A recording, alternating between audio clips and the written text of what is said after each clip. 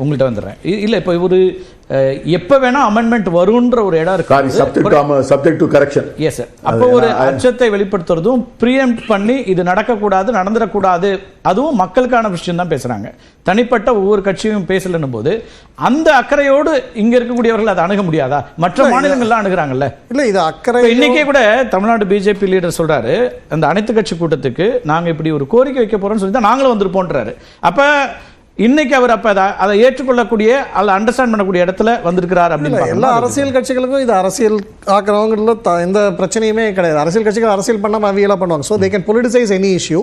And அவங்க இது வந்து ஒரு நமக்கு இதுல இருந்து ஒரு ரிட்டர்ன்ஸ் கிடைக்கும், இல்லாட்டி ஒரு லாபம் இருக்கும் அப்படின்னு நினைச்சு கூட பண்ணலாம். அதுல கூட தப்பு கிடையாது. ஏன்னா இது அகைன் ஒரு ஆன்டி சென்டர் அடிப்படையில் ஒரு மாநில முதலமைச்சர் கூப்பிட்டு இத்தனை மாநில முதலமைச்சர்கள் வர்றதுங்கிறது ரொம்ப ரேர் அக்கேஷன்ஸ்ல வருவாங்க.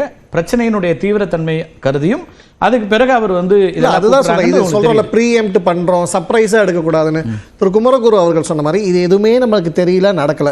இதுக்கு நீங்க கூட்டும் பொழுது மேகதாத்து இன்னைக்கு கூட பேசிட்டு போற மேகதாத்தை பத்தி பேசுறதுக்கு ஏன் நீங்க சிவகுமார் அவர்களோட இந்த மாதிரி சந்திச்சு பேசுனீங்களா? கேரளாலேருந்து மெடிக்கல் வேஸ்ட் டம்ப் பண்ணது நீங்க பினராயி விஜயனோட பேசி ஓப்பனா டிக்ளேர் பண்ணீங்களா? கேரளாலேருந்து இப்ப டாக் மெனஸ் வருது, என்ன பேசுனீங்க? இங்கேருந்து கனிம வளங்கள் கொள்ளையடிக்கப்பட்டு கேரளாவுக்கு போகுது, அதை தடுக்க நீங்க பினராயி விஜயன் என்ன பேசினீங்க? முல்லை பெரியார்ல வருஷம் பிரச்சனை வருது, அதுக்கு நீங்க ஓப்பனா என்ன மீட் பண்ணி பேசுனீங்க?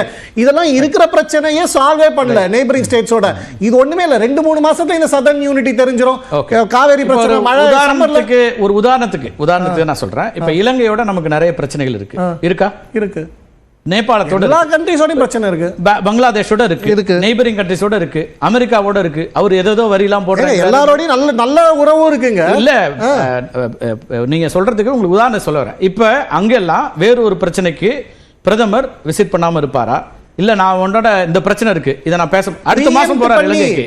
இல்ல சார், ஒரு நிமிஷம் கேளுங்க. நீங்க சொன்ன உதாரணத்துக்கு நான் சொல்றேன். இப்ப ஸ்ரீலங்கா அட்டாக் பண்ண போது இல்ல இப்ப வந்து கேரள முதலமைச்சரோட உட்கார்ந்து இந்த சப்ஜெக்ட் பேசுறதுனாலயே மத்தத விட்டுற போறது இல்ல. அது பேசிட்டார். பேசலையே, எங்க ஓபனா சொல்லுங்க. ஓபன் டிக்ளரேஷன் நான் கேட்டேன். நான் அதான் கேக்குறேன், ஜாயிண்ட் ஸ்டேட்மென்ட் கொடுத்திருக்காங்களா? அதான் நான் கேக்குறேன். இப்போ ஜிபிங்க பாக்குறாரு அல்லது ட்ரம்பை பார்க்குறாரு, இங்கே பக்கத்தில் இலங்கையில் போய் பேசுகிறோம், அஜெண்டா இருக்குது அந்த மீட்டிங்கு, அந்த அஜெண்டாவை பேசுவாரா மற்ற எல்லாத்தையும் பேசுவாரா? இல்லை, நான் தான் கேட்குறேன். ஸ்ரீலங்கா வந்து அட்டாக் பண்ண போது, அமெரிக்கா வந்து 10 வருஷம் கழிச்சு அட்டாக் பண்ண போது, 2 வருஷம் கழிச்சு நேபாள் நம்மளை அட்டாக் பண்ண போதுன்னு பேசுறாங்களா? இல்லை, நான் கேட்கறது லைவ் இஷ்யூஸ்.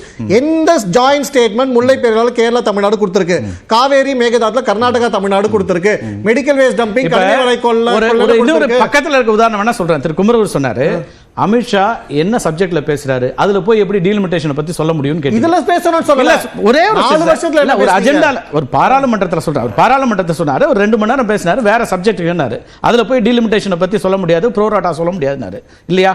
அப்ப ஒரு அஜெண்டால தானே பேசுறாரு. அப்ப ஏன் அமித்ஷா அங்க நீங்க எல்லாத்துக்கும் அப்ப வந்து ஒரு அஜெண்டால பேசும்போது அந்த கூட்டத்துக்கான அஜெண்டா பத்தி உடனே எல்லாத்தையும் இப்படி கைவிட்ட முடியும். இந்த அஜெண்டா பேசுறவங்களுக்கு அரசியல் லாபம் இருக்கு நினைச்சு எடுக்கறாங்கன்னு சொல்றேன். ஆனால் இதெல்லாம் ஏன் பேசல? இது பேசும்போது பேசும்போது இதுக்கெல்லாம் ஜாயிண்ட் ஸ்டேட்மெண்ட் நீங்க காட்டுங்க. இந்த இவ்ளோ அடிப்படையில இந்த முரண்கள் இருக்கக்கூடிய விஷயங்கள் என்ன பேசுறீங்க?